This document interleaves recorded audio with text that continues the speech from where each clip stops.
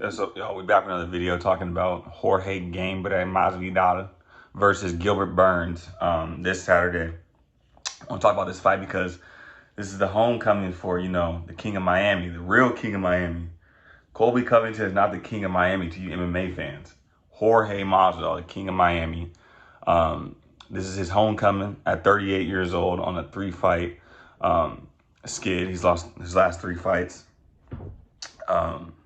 He lost to Covington, and then he lost to Usman twice. So this is his last big run, and he's facing Gilbert Burns, a tough opponent, but not a pure wrestler, more of a grappler, jiu-jitsu guy with some good striking. Gilbert has some good striking, but Masvidal definitely has the advantage on the feet, and I think that in terms of a stylistic matchup, this matchup is definitely more favorable for him than Usman or Covington, but yet it's still a hard fight. Gilbert Burns is the truth. He's fucking really good, and I think that if you're Jorge Masvidal, you got to find a way to keep this fight on the feet and find that off button on Gilbert Burns and deliver a knockout in fashion. Because if he gets a knockout in fashion, you're looking at Leon Edwards versus Jorge Masvidal.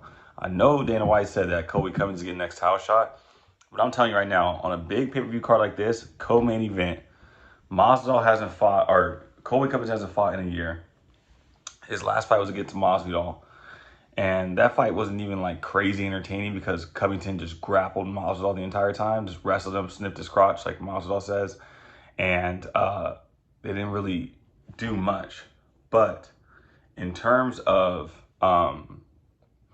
this fight right here, if Masvidal does something crazy like how he did Ben Askren, or he gets a crazy knockout where it's just undeniable the fact that he just put on a spectacular performance, he's going to get the title shot against Leon Edwards. And I heard Leon Edwards is going to be there in attendance. So if that happens, that's going to be a crazy, crazy fight to make because of the history, right? Those two got into it backstage. So if I'm Colby Covington, you cannot just sit on the fact that you think that Dana White said you're getting a title shot, that's really happening, because there's a storyline between Masvidal and Leon Edwards, and if Masvidal can deliver on Saturday night,